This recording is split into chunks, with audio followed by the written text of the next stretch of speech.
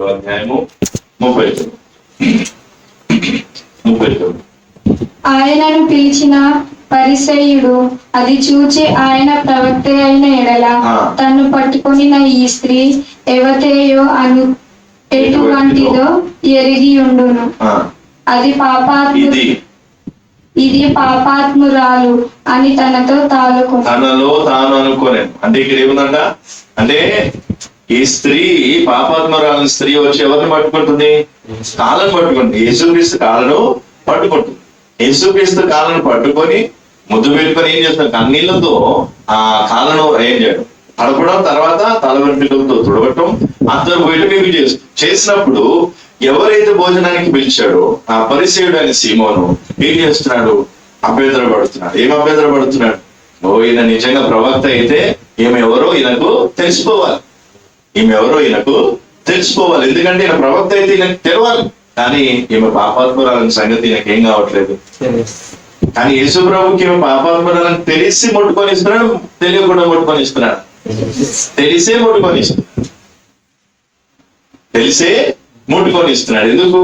ఎందుకంటే యేసు ప్రభు ఏం చేసిన పాపాత్మురాలని స్త్రీ యొక్క పాపాలు క్షమించటం. అందుకే అక్కడ 46వ వచనం 47వ వచనం మరొకసారి చదువుతాను.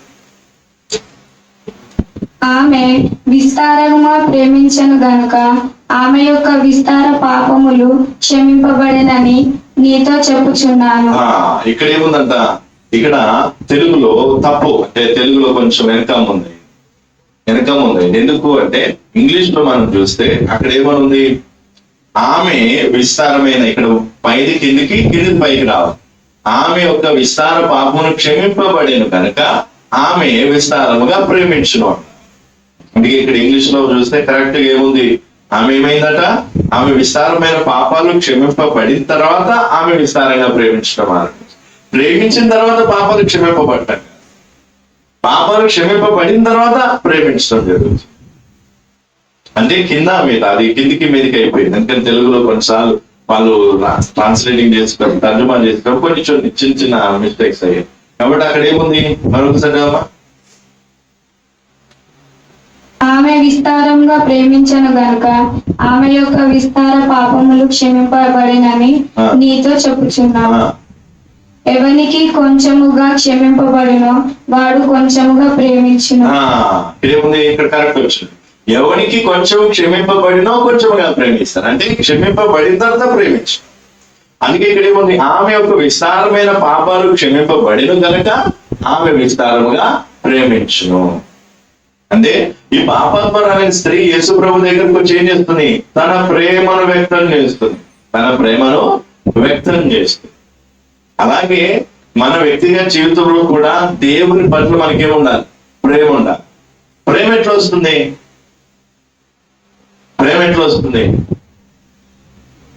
ఇప్పుడే చెప్పండి. ప్రేమ ఎట్లా వస్తుంది? కొంచెం క్షమింపబడితే కొంచెం ప్రేమ, విస్తారంగా క్షమింపబడితే విస్తారం. ఈరోజు చాలా మందిలో ఏం లేదు, ప్రేమలకు కూడా కారణం క్షమింపబడుతుంది.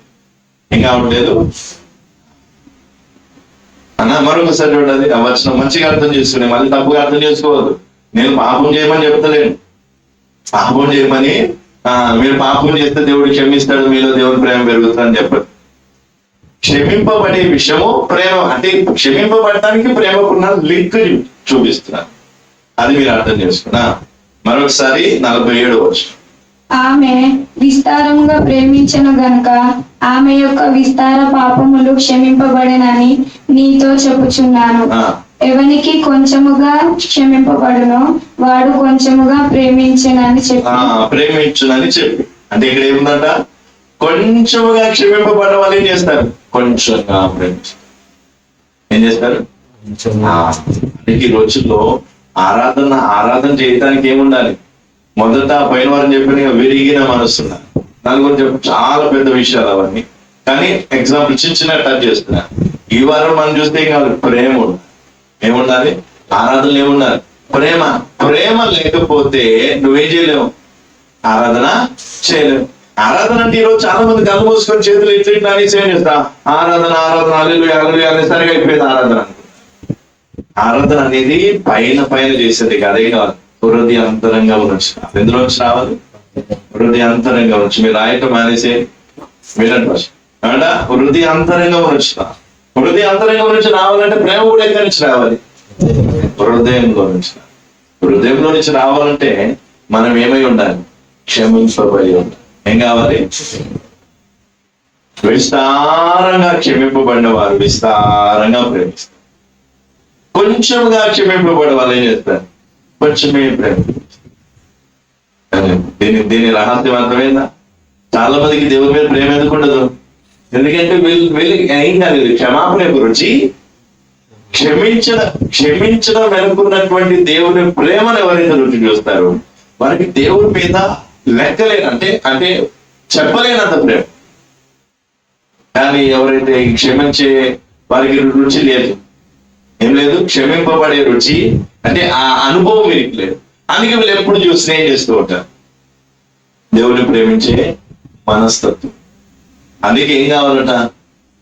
విస్తారంగా క్షమింపబడిన వారు విస్తారంగా ప్రేమిస్తారు. విస్తారంగా క్షమింపబడిన వారు విస్తారంగా. కొన్నిసార్లు కొన్ని సందర్భాల్లో మన జీవితంలో ఏమైతాయి? కొన్ని పొరపాట్లు దొరుకుతూ ఉంటాయి, కొన్ని తప్పిదాలు వస్తూ ఉంటాయి, లేదా కొన్ని బలహీనతలు పీడిస్తూ ఉంటాయి. అలాంటి సందర్భంలో మనం ఏం కావాలి? దేవుని ఎదుట ఏం పొందుకోవాలి? అయ్యా మరి ఈ బలహీనత నాలో ఉంది, లేదా తప్పు నాలో ఉంది, యథార్థంగా పశ్చాత్తాపంతో ఆయన ముందు ఒప్పుకొని క్షమాపణ పొందే పనిలో ఉంటాను. నువ్వు క్షమింపబడినా కొద్ది నీకేమొస్తుంది? ఆయన మీద ప్రేమ పెరుగుతుంది. కానీ ఈ రోజు చాలా మంది ఇంకో సైడ్ ఏంటంట, దుష్టుడు చేసే ఆలోచన ఏంటంటే, ఏమంట, నువ్వు ఈ పాపం చేస్తున్నావు కాబట్టి నీలేం లేదు, వాక్య బీజం లేదు, నీలో ఏం లేదు, పరిశుద్ధాత్మ లేదు, నువ్వు చేసిన పాపాలకు పరిశుద్ధాత్మ దేవుడు వెళ్ళిపోయాడు, నీ లోపల దుష్టాత్మ ఉంది, నీ లోపల ఇది ఉంది, నీ లోపల అది ఉంది అని ఈ విధంగా దేవుడు ఆ సాతాను వారిని ఏం చేస్తున్నాడు?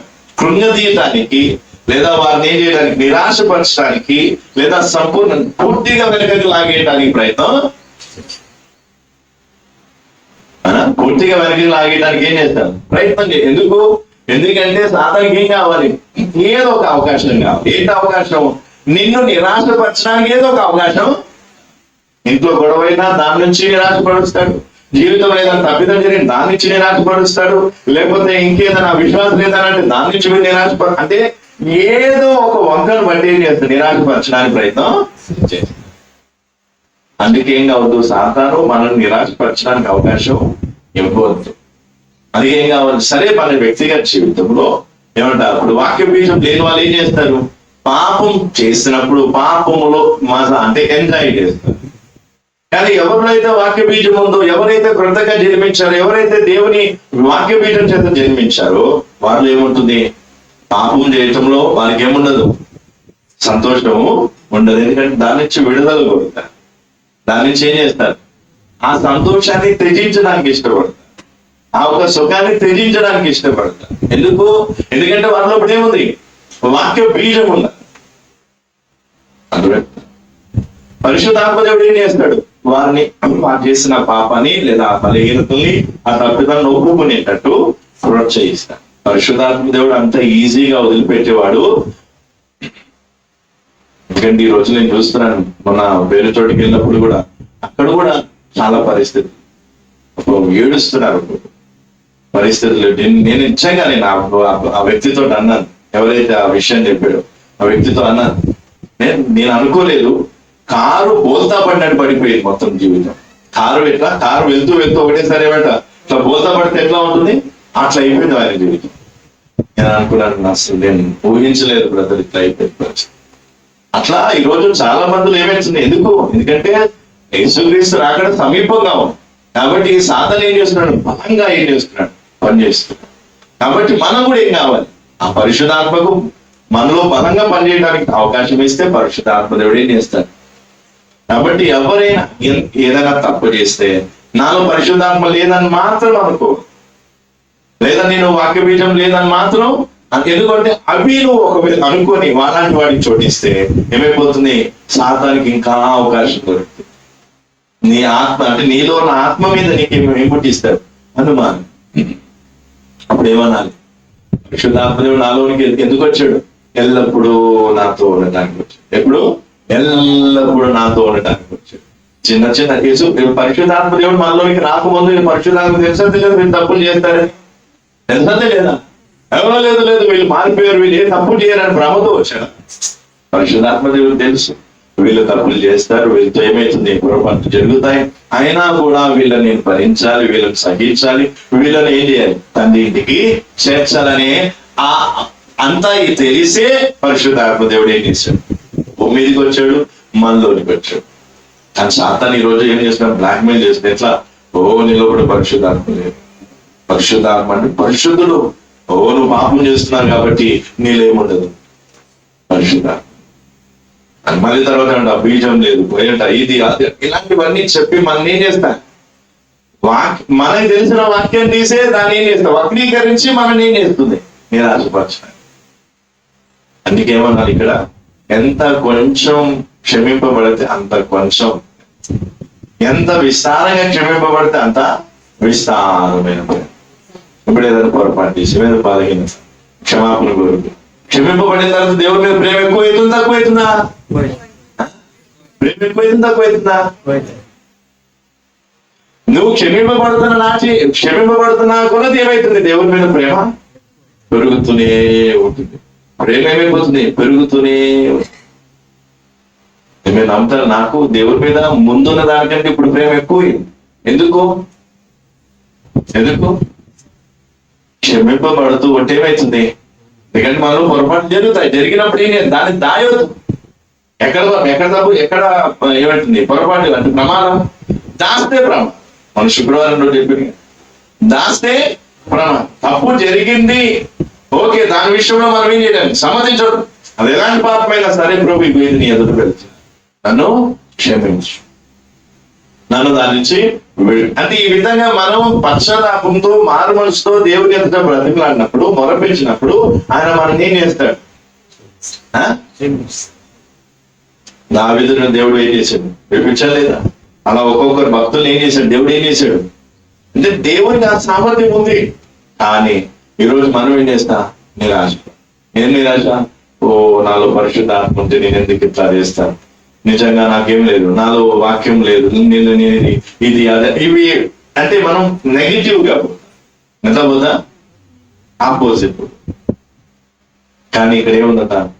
నీ బలహీనతలను బట్టి లేదా నీ కొరతలను బట్టి తప్పిదాలను బట్టి అవన్నీ నువ్వు క్షమింపబడుతున్నా కొద్దీ దేవునికి దగ్గర అవుతూ ఉంటాం, దేవుని మీద ప్రేమ పెరుగుతూ. మగ్దలేని మరి యేసుప్రభుని వదిలిపెట్టి వెళ్ళిపోయిందా? ఇసుకది ఉదయమే వదిలిపెట్టి వెళ్ళిపోవడం కానీ యేసుక్రీస్తుని అమ్మేసాడు. కానీ మగ్దలేని మరి ఎందుకు ఏం కాలేదు? యేసు ప్రభు చనిపోయి తిరిగి ఆరోహణం అయిపోయిన తర్వాత కూడా చనిపోయేంత వరకు మగ్దలేని మరి ఎవరు వెనుకుంది? యేసు ప్రభు. ఎందుకు? ప్రేమ. ఎందుకు? ప్రేమ. అలాగే ఆరాధన చేయడానికి కూడా ఏముండాలి? ప్రేమ ఉండాలి. ఏముండాలి? ప్రేమ. ప్రేమ ఎట్లా వస్తుంది? దేవుని ప్రేమ గురించి విన్నప్పుడు మనకి ప్రేమ గురించి ఏమైతుంది? తెలుస్తుంది. పరిశుద్ధాత్మ ద్వారా ప్రేమ కుమరింపబడుతుంది, అది రెండవ మాట. కానీ ఇది వ్యక్తిగతంగా అనుభవించేది ఏంటి? మగ్దలేని మరియ ఏం చేస్తుంది? యేసుప్రభు కాళ్ళ దగ్గర కూర్చుంది. యేసుప్రభుతో సమానం కూర్చోలేదు. ఎక్కడ కూర్చుంది? ఎందుకు? ప్రేమ. ఎందుకు మగ్దలేని మరి నీకు ఇంత ప్రేమ అంటే అంట, నా విస్తారమైన పాపాలను ఆయన క్షమించి, నన్ను ఎవరు క్షమించడానికి సిద్ధంగా లేరు, కానీ నా ప్రభు మాత్రం నన్ను క్షమించి. ఏడుస్తుంది. ఎందుకు ఏడుస్తున్నావు అమ్మా అంటే అంట, ఆయన ప్రేమను తలుచుకుంటుంటే నాకేమొస్తుంది? దుఃఖం వస్తుంది. ఏమొస్తుంది? చాలా మంది ఏం చేస్తారు? స్థితిని తలుచుకొని ఏడుస్తారు. స్థితి ఈ రోజున్న స్థితి రేపు మారిపోవచ్చు. రేపున్న స్థితి ఏం కావచ్చు? అది ఏమంట గంభీరంగా కావచ్చు, లేదా మంచిగా కావచ్చు. స్థితి మారిపోతుంది కానీ ప్రేమ మారదు. దేవుని ప్రేమ. అందుకే మన స్థితిని, మన గతిని బట్టి ఏం కావద్దు? ఏడవద్దు. దేన్ని బట్టి ఏడవాలి? ప్రేమను బట్టి ఏడవాలి. ఏమన్నా ప్రభుని అపారమైన ప్రేమ, అపారమైన ప్రేమ అనా ఆ ప్రేమను గుర్తు చేసుకున్నప్పుడు అది ఏమొస్తుంది? ఆరాధన పొంగుకు వస్తుందా లేదా హృదయంలోకి వెళ్ళి? దుఃఖం కన్నీళ్లతో ఆరాధన చేస్తా. కానీ ఈ రోజు చాలా మందికి ఏం కావు, హృదయం ఎందుకు జరగదు? ఎందుకంటే వారిలో ఏం లేదు, ప్రేమ లేదు. ప్రేమ ఉంటే వారి హృదయం ఏమైపోతుంది? కరిగిపోయి కన్నీరు మున్నీరు. ఎందుకంటే ఆ ప్రేమను స్మరిస్తూ ఉంటారు. ప్రభు ఇంతగా ప్రేమించిన వారి లోకంలో నాకు లేదు, నన్ను క్షమించిన వారి లోకంలో నాకు, నేనంటాను నీకోసం నేను ఇంతగానో ప్రేమిస్తున్నాను, నీకోసం నేను ప్రాణం పెడతానంటాను. కానీ ఒకవేళ నువ్వు చేసిన ఒక చిన్న తప్పు తెలిసిన వాళ్ళు ఏం చేస్తారు? ప్రాణమే చేయటానికి ప్రేమ. అది నకిలీ ప్రేమ, డూప్లికేట్ ప్రేమ. కానీ యేసు ప్రేమ మన తప్పిదాలన్నిటినీ కూడా ఏం చేస్తాడు? క్షమించి తన యొద్దకు చేర్చుకొని ఏమంట మనల్ని బలపరిచి తన ప్రేమలో ముందుకు నడిపించాడు. అందుకే ఒకవేళ ఏమంట మగ్దలేని మరియ కాలంలో ఎందుకో నన్ను ఇంతగా ప్రేమించింది ఓ దేవా పాట రాయబడలేదు, మన కాలంలో రాయబడి. ఒకవేళ ఆ పాట అప్పుడే రాసింటే, అప్పుడే ఒకవేళ ఏమంట మగ్దలేని మరియకి పాట గురించి తెలుసుంటే ఏంటన్నా యేసుప్రభు కాళ్ళ దగ్గర కూర్చొని ఏం చేశారు? ఏడుస్తూ పాటపడి, దేవని ఎందుకో నన్ను ఇంతగా ప్రేమించింది, ఎందుకో నన్ను ఇంతగా. కాబట్టి రోజు ప్రేమలో బిడ్డ వ్యక్తిగత జీవితంలో లోపాలు, పాపాలు, తప్పిదాలు ఏవైనా జరగచ్చు. అలా జరగగానే నేను ఆశపడు. ఎందుకంటే ఇది ఒక రోజులో జరిగేది కాదు. పరిశుద్ధత ఒక రోజులో వచ్చేది, సంపూర్ణత ఒక రోజులో అయ్యేది కాదు. అనుకోగానే అయిపోయేది కాదు. ఒకవేళ అట్లాంటిది అయితే ఇప్పటి వరకు ఎప్పుడో సిద్ధపడిపోయాం. అనుకునే వాళ్ళం, అయిపోయే వాళ్ళం, పరలోకానికి వెళ్ళిపోయాం. కాబట్టి నిరాశ. పరిశుద్ధాత్ముడే నీలోనే ఉన్నాడు, నీతోనే చనిపోయేంత వరకు నీతోనే ఉన్నాడు. ఎందుకు? ఆయన విడిచిపెట్టడానికి రాలేదు. ఒకవేళ నువ్వు యేసుప్రభువును వదిలేసి విగ్రహారాధనలోకి వెళ్ళిపోతే, దేవుళ్ళు దేవతలను లేదా ఈ వీటిని పూజలు పురస్కారాలు చేసుకున్నప్పుడు నేను వదిలేయచ్చు. ఎందుకంటే అది అన్నిటికంటే భయంకరంగా. అట్లాగా నేను పాపం చేయమని నేను చెప్పట్లేదు. కానీ ఒకవేళ మన జీవితంలో పొరపాటున ఏదన్నా తప్పిదం జరిగినా దాన్ని బట్టి నిరాశపడొద్దని చెప్తే ధైర్యం తెలుసు. మగ్దలేని మరియకి ఏం తెలుసు? యేసుప్రభు దగ్గరికి పోతే నాకేం దొరుకుతుంది? క్షమాపణ దొరుకుతుంది. క్షమింపబడి యేసుప్రభు మీద ఏం కలుగుతుంది? ప్రేమ కలుగుతుంది. ఒకసారి ఇప్పుడు మనం ఆరాధన చేయబోతుంది. ఆరాధన చేసేటప్పుడు మగ్దలేని మరియ ఎక్కడికి వచ్చింది? ఆ పాపాత్ములైన స్త్రీ ఎక్కడికి వచ్చింది? యేసుప్రభు కాళ్ళ దగ్గర వచ్చిన దృశ్యానికి అది జ్ఞాపకం చేసుకోవడం మనం కూడా ఏమొస్తుంది?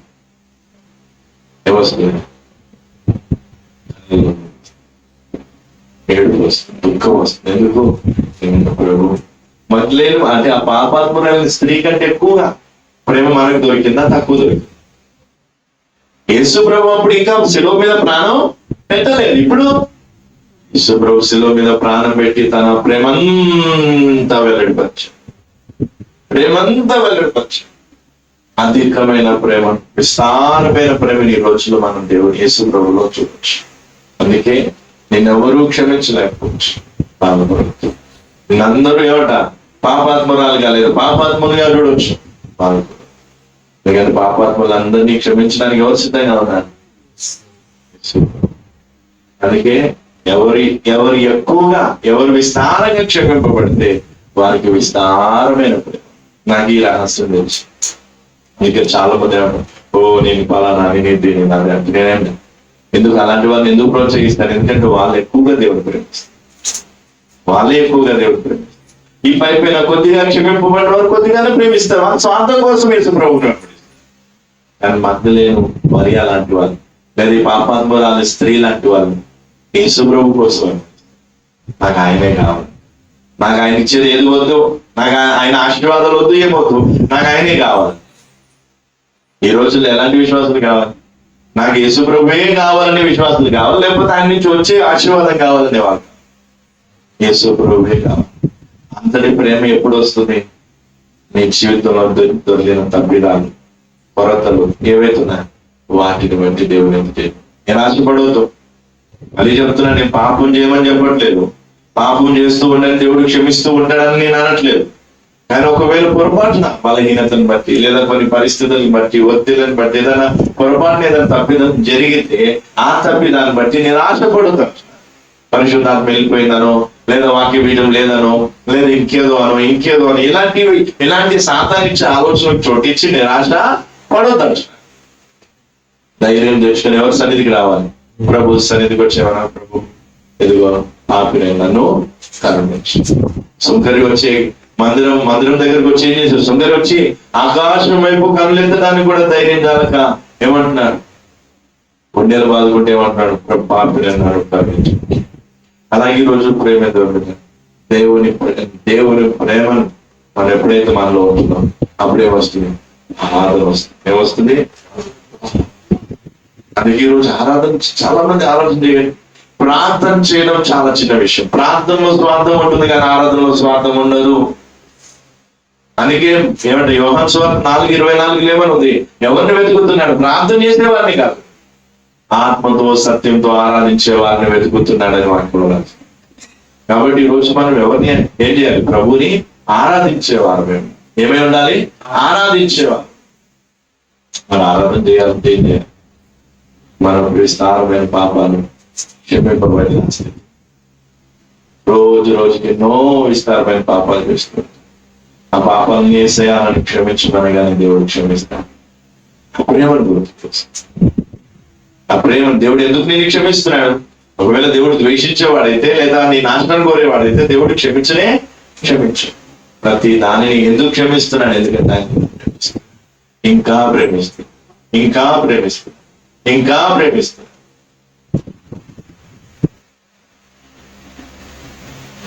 చాలా కొంతమంది ఏం చేస్తారు? తప్పులు చేయడం అలవాటుగా పెట్టుకుంటారు. వాళ్ళు తప్పులు చేస్తూ ఉంటారు. కానీ తప్పులు చేసే వాళ్ళని నడుచుకోవాలి, కానీ ప్రేమించే దేవుడు మాత్రం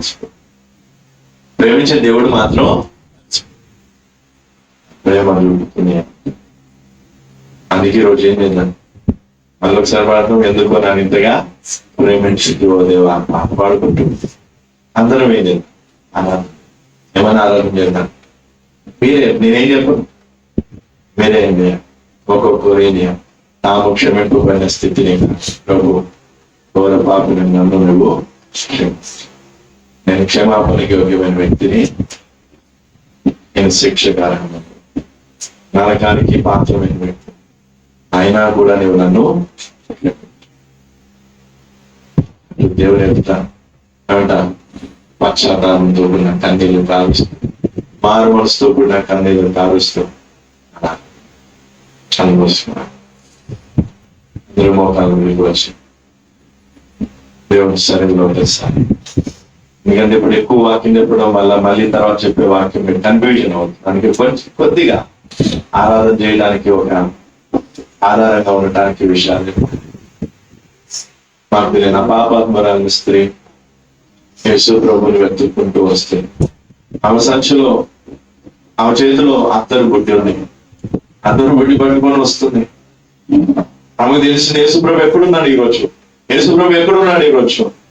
అనుకుంటూ వెతుక్కుంటూ అన్నప్పుడు ఎవరో చెప్పారు, ఎదుగో పలానా పరిసయుడు అనే సీమోను ఇంట్లో ఆయన భోజనం పంక్తిలో కూర్చున్నాడని చెప్పి అక్కడికి వెళ్ళిపోయింది. ఆ రోజుల్లో యూదుల ఆచారాన్ని బట్టి అయితే పురుషులు భోజనం చేసేటప్పుడు స్త్రీలకు రావడానికి అనుమతి ఉంటుంది. కానీ భోజనం చేసేంత వరకు, యేసు ప్రభు భోజనం చేసేంత వరకు వేచి ఉండలేదు. యేసు ప్రభు కనిపించగా అమాంతంగా ఆయన దగ్గరికి వెళ్ళి ఆయన కాళ్ళ మీద పడి ఏడుస్తూనే ఉంది. ఆ కాళ్ళు పట్టుకొని ఏడుస్తూనే ఉంది. అమ్మా, ఎందుకు ఇంతగా ఏడుస్తున్నా? నీకేం కష్టం వచ్చింది? నీ పిల్లల రోగాలతో ఉన్నారా? నీ భర్త చనిపోయాడా? లేదా నీ తల్లిదండ్రులు నీకు అన్నం పెట్టడం లేదా? లేదా నీకు బతకడానికి బతుకు తెరువు లేదా? దేనికోసం ఏడుస్తున్నా? అయ్యా, నాకు వాటి గురించి నచ్చలేదు, కానీ క్షమించడానికి క్షమింపబడటానికి యోగ్యత లేదు నన్ను ఆయన క్షమించి, ఘోర పాపిని నన్ను క్షమించాను. అందరూ నన్ను దూషిస్తున్న సమయంలో, అందరూ నన్ను పాపాత్మరాలుగా నిత్యమైన దృష్టితో చూస్తూ ఉంటే ఆ నుంచి దూరంగా వెళ్ళిపోతూ ఉంటే ఆయన నన్ను క్షమించి, ఆయనను క్షమించి, ఆయనే నన్ను క్షమించగలరు. ఏడుస్తూ ఏడుస్తూ 42 గ్రంథం కన్నీళ్లను, కాళ్ళ మీద పడిన కన్నీళ్లను తుడిచి అత్తరు బుడ్డిని పగలగొచ్చి ఆ అత్తరును కాళ్ళకు రాస్తూ వస్తూ కాళ్ళను మోతాడుతూ నిజమైన ఆరాధన ప్రేమతో రా, ప్రేమతో రా. ఆచారపూర్వకంగా చేసేది ఆరాధన కాదు. ఎంత కొంచెము క్షమింపబడతారో కొంచెమే ప్రేమిస్తారు. ఎంత విస్తారంగా క్షమింపబడితే వారు విస్తారంగా ప్రేమిస్తారు. ఈ విస్తారమైన పాపములు క్షమింపబడుతున్నాయి. ఈ విస్తారమైన పాపములు క్షమింపబడుతున్నాయి సౌదరు. విస్తారమైన పాపములు క్షమింపబడుతున్నాయి సౌదరు. నువ్వు క్షమించమని అడిగినప్పుడల్లా ఆయన క్షమిస్తూ ఉన్నా. క్షమాపణ యొక్క విలువ నీకు తెలిస్తే ఎల్లోగా న్యాయస్థానం నేను క్షమించడు, భర్త నేను క్షమించడు, భార్య నేను క్షమించడు, నీ తల్లిదండ్రులు క్షమించడు, విశ్వాసులు క్షమించడు, మాస్టరు క్షమించడు, ఎవరు క్షమించలేకపోవచ్చు. అందరూ ద్వేషాలు, పగలు, కక్షలు పెట్టుకోవచ్చు. వీరు నీచులు, వీరు దుర్మార్గులు, వీరు వ్యభిచారులు, దొంగలు, హంతకులు అని ముద్ర వేసి చచ్చేంత వరకు అలాగే చూస్తూ ఉండొచ్చు. కానీ ప్రభు అట్లాగా పాపాత్మరాన్ని స్త్రీని పూర్తిగా క్షమించి, అందుకే ఆమెకు యేసు ప్రభు మీద అంత ప్రేమ వచ్చింది. ఈరోజు నీలో కూడా యేసు ప్రభు మీద అంతగా ప్రేమ రావాలంటే విస్తారమైన పాపాలు క్షమింపబడింది. పాపాలు దాయటం వల్ల నీకు ప్రమాదమే కానీ పాపాలు ఒప్పుకోవడం వల్ల నీకు ప్రమాదం కాదు, మేలే జరుగుతుంది. తాత్కాలికంగా అవమానాన్ని భరించాల్సి వస్తుందేమో, తాత్కాలికంగా కొద్దిగా సిగ్గుతో తల దించుకోవాల్సి వస్తుందా, పర్వాలేదు. కానీ పాపం క్షమింపబడదు.